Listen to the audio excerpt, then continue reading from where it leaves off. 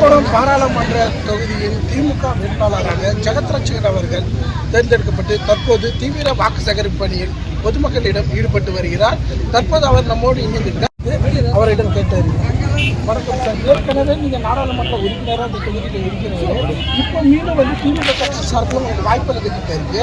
மீண்டும் நீங்கள் மக்களை சந்தித்து எந்த மாதிரியான பிரச்சாரத்தை முன்னெடுத்து வாக்கு சேகரிப்பில் ஈடுபடுறீங்க? மக்கள் உங்களுக்கு எந்த மாதிரியான ஆதரவு கொடுக்குறாங்க?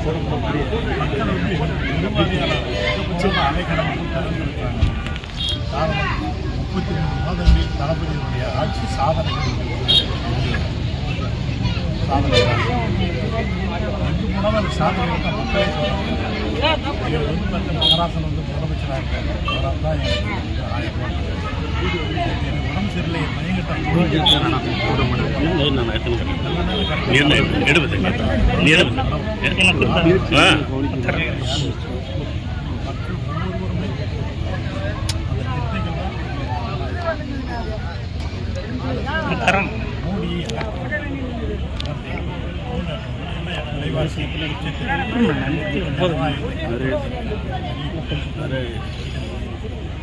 அதனால இந்த தேர்தல் மோடி மக்கள் உண்டு ஜாதி என்ன மொழி கடந்து மக்கள் எல்லாத்தையும் விழிப்புகளை கஷ்டப்படணும்.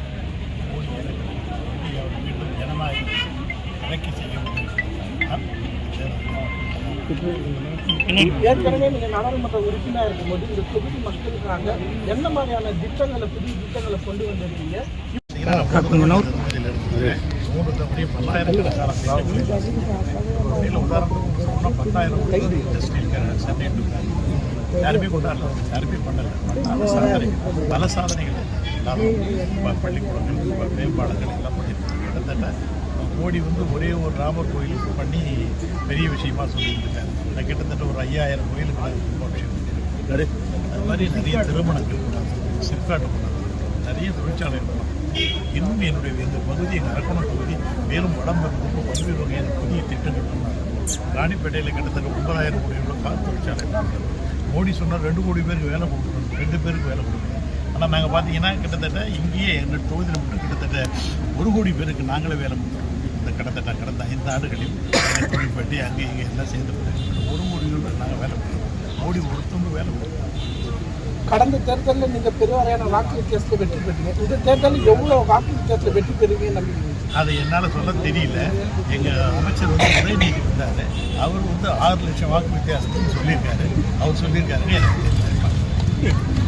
அரக்கோணம் பாராளுமன்ற தொகுதியில் திமுக சார்பில் போட்டியிடக்கூடிய ஜெகத்ரட்சகன் அவர்கள் மக்களிடையே தீவிர வாக்கு பிரச்சாரத்தில் ஈடுபட்ட போது மக்கள் பெரும் ஆதரவு தெரிவித்தார்கள். 6 லட்சம் வாக்கு வித்தியாசத்தில் வெற்றி பெறும் நம்மோடு பகிர்ந்து வருகிறார். மாலை செய்திகளுக்காக ராணிப்பேட்டை மாவட்ட செய்தியாளர் சரத்.